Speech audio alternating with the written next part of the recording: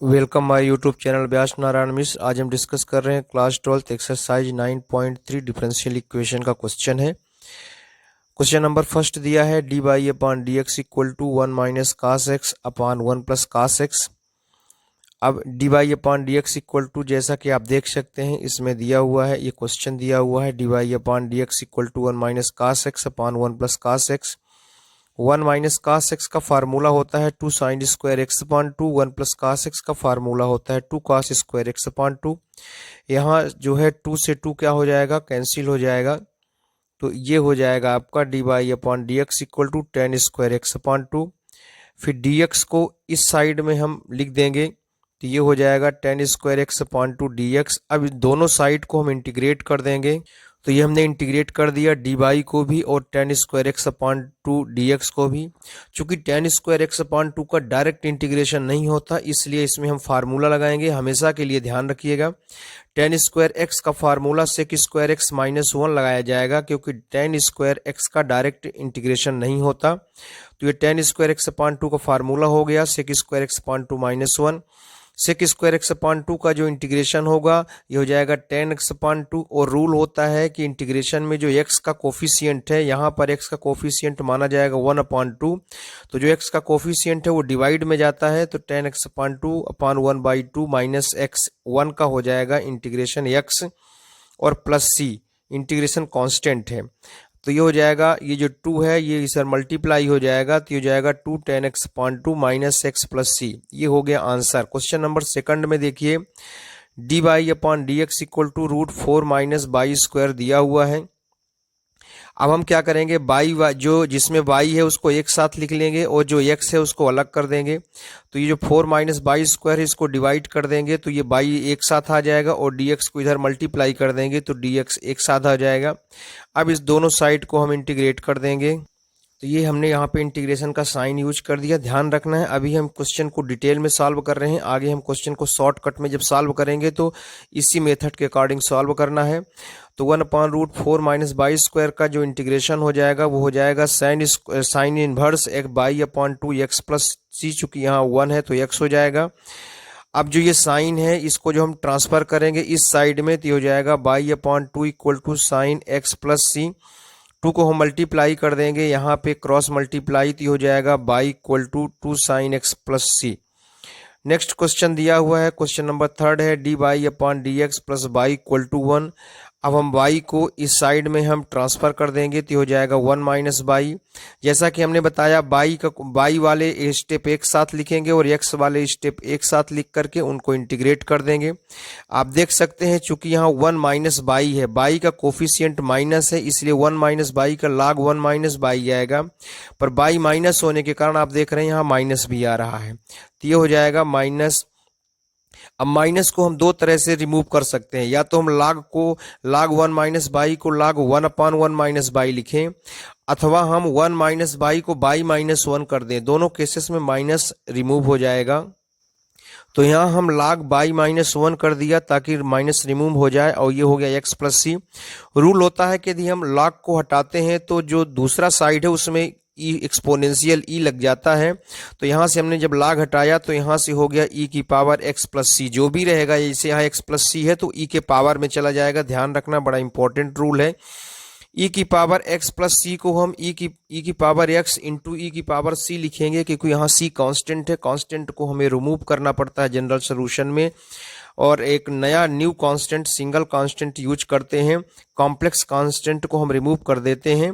तो यहाँ ई की पावर सी को हमने ए ले लिया, तो इस तरह से ये जो 1 है माइनस 1 है इधर ट्रांसफर हो गया, तो प्लस 1 हो गया। तो ये हो जाएगा बाई इक्वल टू 1 प्लस ए ई की power x. Next question number 4 है, काफ़ी देखने में बड़ा लग रहा है लेकिन है काफ़ी simple question. Sec square x 10 y d x plus sec square y 10 x d y equal to 0। Rule के अकॉर्डिंग एक्स एक साइड लिखेंगे, जिसमें एक्स है उसको एक साइड लिखेंगे, जिसमें बाई है उसको एक साइड लिखेंगे। इसलिए हम क्या करेंगे, हम जैसे यहाँ डी एक्स है, यहाँ 10 बाई है, यहाँ 10 एक्स है, डी बाई है, तो पूरे इक्वेशन में 10 एक्स 10 बाई को डिवाइड कर देंगे। जब 10 एक्स 10 बाई को डिवाइड करेंगे तो 10 एक्स अपान में आएगा और 10 बाई कैंसिल हो जाएगा। फिर जब इसमें डिवाइड करेंगे तो 10/अपान में आएगा, 10x कैंसिल हो जाएगा। फिर दोनों साइड को हम इंटीग्रेट करेंगे। फिर ये हमने दोनों साइड में इंटीग्रेशन का साइन यूज कर दिया। आप इसको डायरेक्ट भी कर सकते हैं, लेकिन इसको हम डिटेल में कर रहे हैं। तो यहाँ 10x इक्वल टू हम ले रहे हैं u, तो 10x का डिफ्रेंसिएशन हो जाएगा sec square x dx equal to du। ये हम पहले भी करते आ रहे हैं। इसी तरह से 10y को हमने ले लिया y, तो sec square y dy equal to dv लिख दिए हमने। तो अब ये जब 10x की जगह u कर देंगे तो यहाँ u आएगा, sec स्क्वायर dx की जगह यहाँ पे हम du कर देंगे। इसी तरह से 10y को हमने यहाँ 10y की जगह b और sec स्क्वायर y dy की जगह हम dv लिख देंगे। तो ये हो जाएगा 1/u du plus 1/v dv। 1/u का इंटीग्रेशन log u, 1/v का इंटीग्रेशन log v और 0 का इंटीग्रेशन हमने नया कांस्टेंट c1 लिया। चूंकि log जब मल्टीप्लाई में प्लस में होता है तो उसको हम मल्टीप्लाई में लिख सकते हैं, तो log u dot v equal to हो जाएगा c1। और जैसा कि हमने बताया कि जब log हटता है तो जो अपन दूसरे साइड में जो भी वैल्यू होती है वो e के पावर में चली जाती है। तो यहाँ c1 है तो e के पावर में c1 चला गया। u की वैल्यू हमने 10x और v की वैल्यू 10y पुट कर दिया। और आपने आपको बताया कि कॉम्प्लेक्स कांस्टेंट नहीं रखते, सिंपल कांस्टेंट यूज करते हैं। तो e की पावर c1 को हम नया कांस्टेंट c ले लिया। तो इस तरह से आंसर आ गया 10x plus 10y equal to c। अब यह क्वेश्चन नंबर 5 दिया हुआ है, देख सकते हैं। अब इसमें भी हम वही स्टेप यूज करेंगे, x को एक साथ लिखेंगे और y वाले स्टेप को एक साथ लिखेंगे। लेकिन यहाँ चूंकि y दिया है और बाकी यहाँ भी x है, यहाँ भी x है, तो इनको एक साथ लिखेंगे। तो हम क्या करेंगे, ex plus e minus x को पूरे इक्वेशन में डिवाइड कर देंगे। तो ये हो जाएगा dy इक्वल टू, जब डिवाइड करेंगे तो इससे ये कैंसिल हो जाएगा। तो ये हो जाएगा dy minus ex minus e minus x upon ex plus e minus x dx equal to 0।